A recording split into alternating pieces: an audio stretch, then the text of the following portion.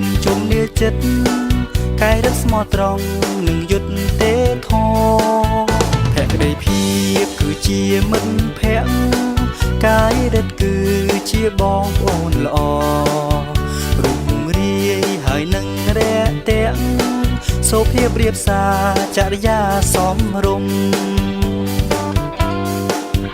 កាយរិទ្ធជាមិត្តសំឡាញ់ធម្មជាតិកាយរិទ្ធគឺគោរពឪពុកម្ដាយកាយរិទ្ធគោរពអ្នកដឹកនាំខ្លួនកាយរិទ្ធគោរពដោយគ្មានលក្ខខណ្ឌកាយរិទ្ធញញឹមរីករាយជានិច្ចត្រូវជេរគិតហើយសន្សំសំចៃជាអនុប្រតិកាយរដ្ឋកម្ពុជាអញ្ជើញគឺជាកបនៃខ្ញុំទីបានស្គាល់តម្រង់គុណកាយរដ្ឋការ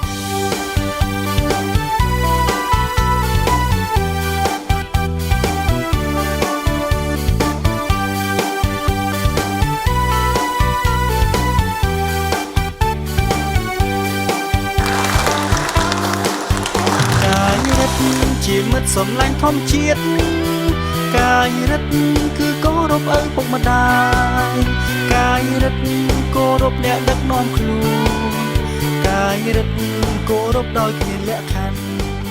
តាមមូលយើងពុំទៅគេការទទួលស្គាល់ទេគាត់ថាក្នុងលក្ខណៈនៃកាយរដ្ឋក៏សំទោសនៃកាយរដ្ឋមានការរំខានពីតែតាពីសំដីកាយរិទ្ធប្រុសស្រីជួយដល់បងប្អូនឯទៀតការតបកិច្ចថ្មីជួយដល់សង្គមជាតិ